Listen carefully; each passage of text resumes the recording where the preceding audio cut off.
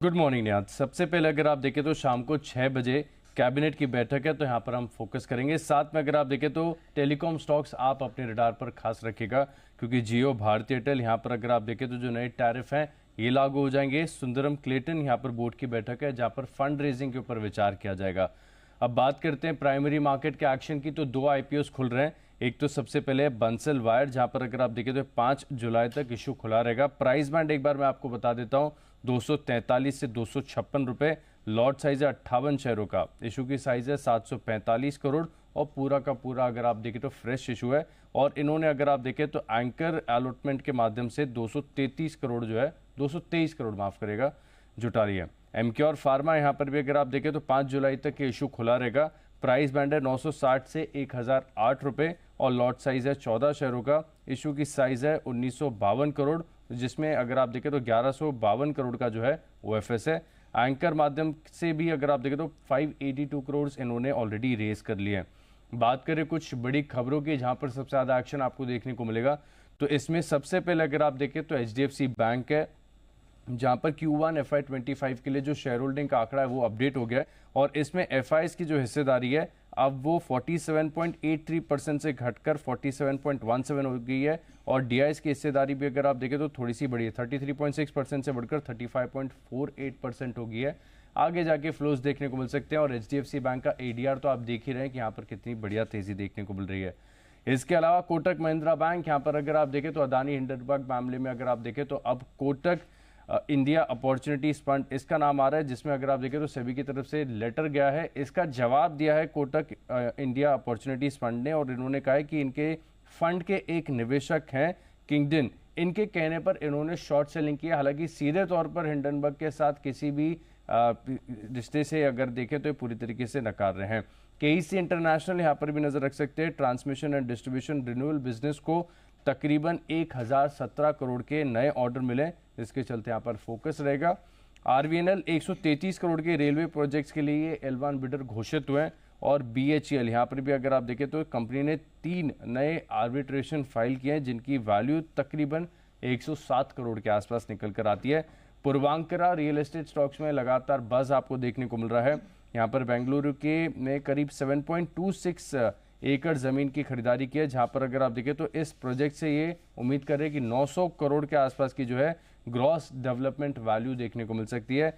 और अंत में जोमेटो, यहाँ पर भी आप नजर रख के चल सकते हैं, क्योंकि सब्सिडरी को इनका जो एक लाइसेंस था इसे इन्होंने आरबीआई को सरेंडर कर दिया। तो यहाँ पर भी देखें तो ज्यादा बड़ी खबर नहीं है जोमेटो के लिए, लेकिन बाकी सभी स्टॉक्स आप अपने रडार पर रखें। चलिए, तो इन सारे स्टॉक्स पे और ट्रिगर्स पे तो हम फोकस करेंगे, लेकिन आशीष ये भी बता दीजिए कि अभी तक Q1 के बिजनेस अपडेट्स कहाँ से आए हैं, कैसे रहे? बहुत सारे स्टॉक्स हैं, फाइनेंशियल सेक्टर्स की तरफ से भी आ रहे हैं और कंज्यूमर स्पेस की कंपनीज भी अपडेट्स दे रही हैं। सबसे पहले अगर आप देखें तो एम फाइनेंस, यहाँ पर देखें तो जो ओवरऑल डिसबर्समेंट है इसमें 3% की बढ़त देखने को मिली है। पिछले साल के मुकाबले 4370 करोड़ का आया है। और बिजनेस असेट्स अगर आप देखें तो 22% की बढ़त यहाँ पर देखने को मिली है। हालांकि जो कलेक्शन एफिशिएंसी पिछले साल 95% थी, 96% के आसपास, अब वो घटकर 95% हो गई है, तो यहाँ पर फोकस रखेंगे। इसके अलावा डीमार्ट यहाँ पर भी नजर रखेगा, क्योंकि स्टैंडअलोन जो रेवेन्यू है वो करीब 11,584 करोड़ से बढ़कर 13,712 करोड़ हो गई है।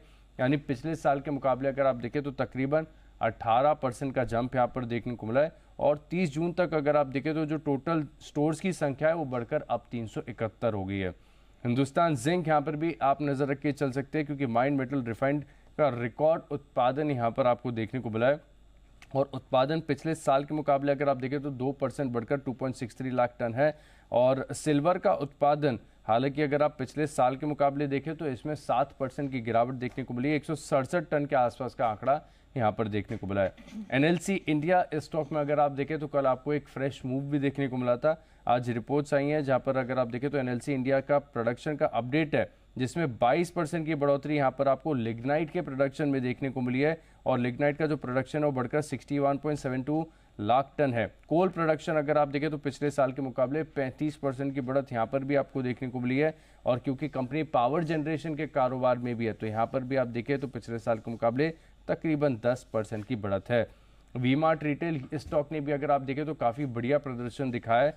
अगर आप ट्रिपल एसजी ग्रोथ की बात करें यानी सेम स्टोर सेल्स ग्रोथ, तो इसमें 11% की बढ़त देखने को मिली है। जो टोटल रेवेन्यू है इसमें पिछले साल के मुकाबले 16% का इजाफा देखने को मिला है। और पूरी तिमाही के दौरान अगर आप देखें तो 5 स्टोर नए खोले हैं, लेकिन 3 स्टोर जो है इन्होंने आइडेंटिफाई करके बंद भी किए हैं।